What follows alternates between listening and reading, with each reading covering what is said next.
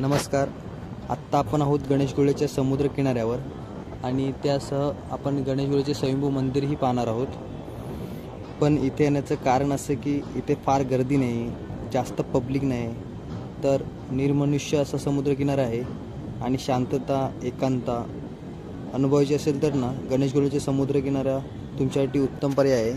तर तुम्हाला या ठिकाणी फिरायचं असेल ना, भेट द्यायची असेल तर रत्नागिरी शहरापासून फक्त 20 किलोमीटर तर पावसपासून अवघ्या अर्ध्या तासावर हा बीच आहे. गर्दीपासून लांब असा निसर्गाच्या सानिध्यात कोकणातला हा सुंदर बीच तुम्ही नक्की भेट द्या.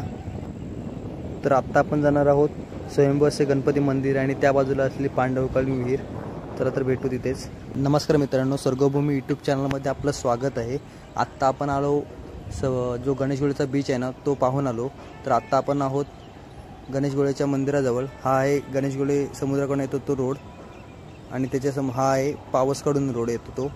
तर या आपल्या गणेशगुळे मंदिराचं प्रवेशद्वार. आत्ता आपण पाहणार आहोत पांडवकालीन विहीर. तर चला पाहूया आपण पांडवकालीन विहीर. मंदिर पाहण्या अगोदर ना आपण पाहणार आहोत मंदिराच्या समोरच असणारी ही बाजूला आहे ती म्हणजे कातलात असलेली पांडवकालीन विहीर, जी 70 फूट खोल अशी विहीर आहे.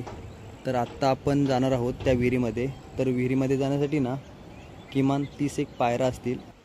तर चला तर आता आपण पण जाऊ या विहिरीमध्ये बघण्यासाठी नक्की किती पाणी आहे विहिरीमध्ये ते आपण खाली जाऊन बघू.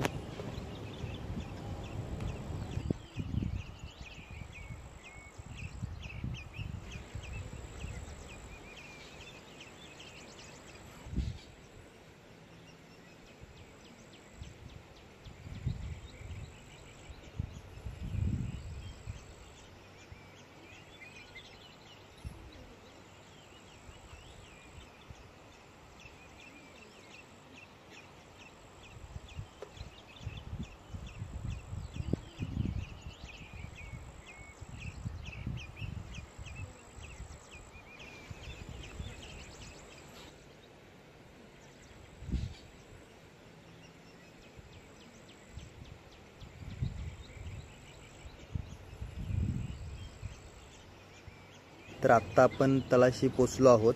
तर तुम्ही बघू शकता विहिरीमध्ये किती पाणी आहे ते. किमान 1 फूट असं पाणी असेल आणि ही उंची पण बघू शकता किती आहे ते. आणि तुम्ही कुठल्या पण ऋतूमध्ये आलात ना तरी तुम्हाला विहिरीचं पाणी ना हे एवढेच दिसेल. हे कधी म्हणजे जास्त बाहेर भरत पण नाही पावसामध्ये पण आणि उन्हाळ्यामध्ये पण कधी आटत नाही. तर चला तर आत्ता आपण पाहूया आपलं सुंदर असं गणपती मंदिर. तर चला तुम्ही सुद्धा.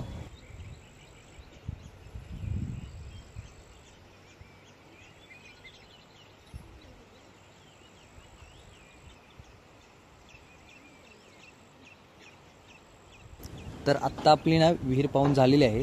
तर आत्ता आपण आहोत क्षेत्र स्वयंभू गणेश मंदिर गणेशगुळे याच्या प्रवेशद्वारामध्ये. तर इथून आता आपल्याला खाली जायचं आहे. ह्या जे 10-12 पायऱ्या दिसत ना ह्या उतरून आपण जाऊन मंदिरामध्ये प्रवेश करू, ज्या मंदिराच्या आवारामध्ये. तर चला तर.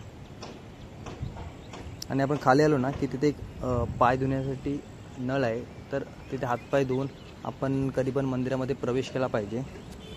तर चला आता आपण मंदिरामध्ये प्रवेश करू. आता आपण इथून वरून आलो पायऱ्या उतरून. तर आता आपण मंदिराच्या आवारात जाऊ. सुंदर असं तुम्ही मंदिराचा परिसर बघू शकता. या साईडला खाली जाण्यासाठी वाट. तर आता आपण प्रवेश केला आहे. या साईडला देणगी देण्याची नावे आहेत. हे आहे गणेश मंदिर. आता आपण थोडं पुढे चालत जाऊ आणि तिथून निसर्ग बघू. सुंदर असा हा झाडाझुडपे डोंगर दऱ्याने नटलेला आपला हा निसर्ग आणि निसर्गाच्या सानिध्यात असलेले हे आपलं स्वयंभू गणपती मंदिर.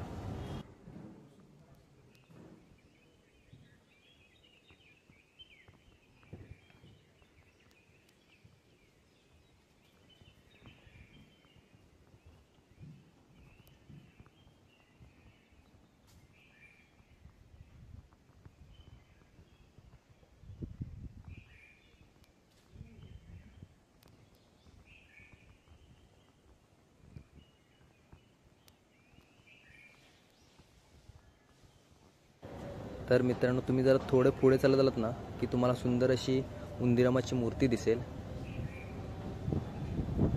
उंदीरामाची मूर्ती पाहून झाली ना की आपण दर्शन घेऊया उंदरामाचा. आणि तुम्ही आता हा प्रवेशद्वार बघू शकता. 1970मध्ये ना मंदिराचा जीर्णोद्धार झाला आहे. आणि हे स्वयंभू गणेश मंदिर स्थान हेच गणेश कुळ्यांचा घरचा गणपती असं लिहिलं आहे. म्हणजे ह्या गावात ना घरोघरी ना फक्त घरोघरी गणपती आणत नाही, फक्त हा जो आपला स्वयंभू गणपती मंदिर आहे ना त्यालाच सर्वजण म्हणजे जे वाढले पुजतात, अशी प्रथा येते चालू. हे आहे मंदिराचा प्रवेशद्वार. आतमध्ये आता प्रवेश करू. तुम्ही पाहू शकता पुढे गणेशाची शिळा सुंदर अशी. हे आहे आतलं घुमट मंदिराचे, जे त्या काळापासून ते आत्तापर्यंत आहे तसंच आहे. सुंदर असे मंदिर आहे.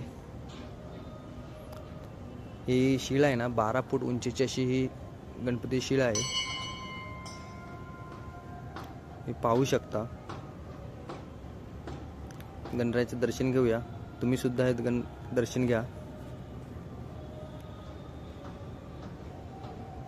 सुंदर अशी मूर्ती आहे. तर चला आता आपण बाहेर जाऊया. जर तुम्ही ना कोकणात फिरायला येत असाल ना तर पावसजवळील ह्या गणेश मंदिराला आणि समुद्राला नक्की भेट द्या. आणि व्हिडिओ आवडल्यास नक्की लाईक करा, शेअर करा आणि सबस्क्राईब करा. आणि आपल्या नवीन नवीन व्हिडिओ बघायला विसरू नका. धन्यवाद.